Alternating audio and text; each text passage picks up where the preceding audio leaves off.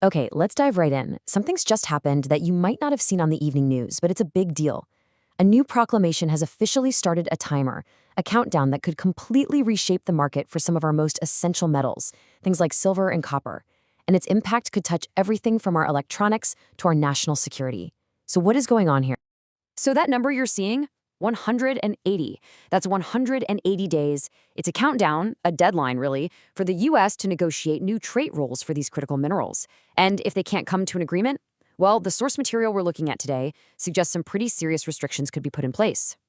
Now, when you hear trade negotiations, what's the first thing that comes to mind? For most of us, it's tariffs, right? But here's the twist. The real story here, the one that's not getting all the attention, is something else entirely. It's a different and maybe even more powerful tool called a price floor. So let's talk about this price floor.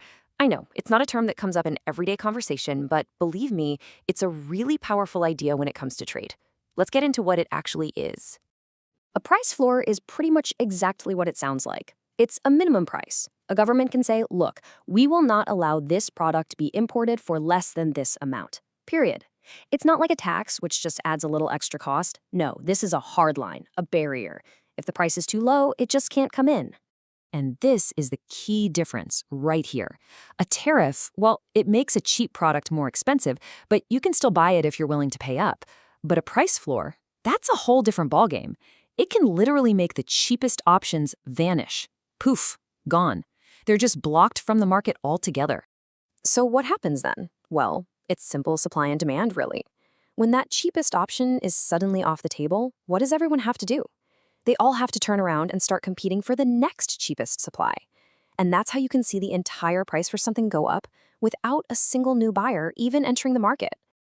Now, you're probably asking, why on earth would the government be thinking about doing this now? And that's the million-dollar question. The answer, according to our source material, is that this isn't being treated as just another trade squabble. Nope. This is being framed as a matter of national security. And they have a specific tool to do it. It's called Section 232. You don't need to remember the name, but you do need to know what it does. It basically gives them a fast track. It says, if we think our national security is at risk because of certain imports, we can act, and we can act fast. It lets them bypass a lot of the usual red tape. So, with this 180-day clock ticking, how is the market likely to react? Well, it's probably not going to wait until the last minute. The source suggests a pretty clear pattern. For the first few months, there'll be a lot of noise, maybe some confusion. But then, as that deadline gets closer, things start to get serious. That's when you'll see the big players start making their moves quietly behind the scenes. By the time most folks are asking, hey, what's going on? The real shift has already happened. All right, so how could this all play out? If this is a high-stakes negotiation, what are the possible endings? Our source lays out 3 very different ways this whole thing could go. First, you've got the best-case scenario, a smooth agreement.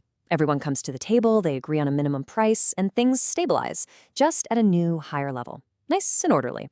Then there's the messy option. The talks drag on, they come up with a deal that's full of holes, and the market just gets choppy and uncertain.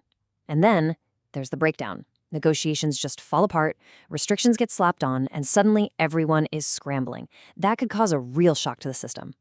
We're digging deep into this topic, and if you're finding this kind of analysis helpful, we'd really appreciate it if you take a moment to like this video, share it, and of course, subscribe. That way, you won't miss any of our future updates. Okay, so knowing that things could go a few different ways, what should we be looking for? What are the clues? Because it's not always going to be the big, flashy headlines that tell the real story. Sometimes the most important signals are the quiet ones. So keep an eye out for things like announcements about countries teaming up to build joint stockpiles. That's a big one. Or if you see new government funding for mining right here at home. But maybe the biggest tell of all is the quietest one. When you see big companies locking in long-term deals to buy these metals. When they start signing on the dotted line, it means they're betting that prices are headed up for good. So, when you boil it all down, what's this really about? It's not just about digging stuff out of the ground. That's only part of the story. The real issue, the core of the whole thing, is about who processes those minerals. Who turns that raw rock into the highly refined materials that go into our phones, our cars, our computers, everything. You control the processing. You control the supply chain. And that brings us to the final big question here. If governments do start putting these price floors in place, what's the end result for us? Does it just mean we all end up paying higher prices? Or does it mean that supply itself gets tighter and harder to come by?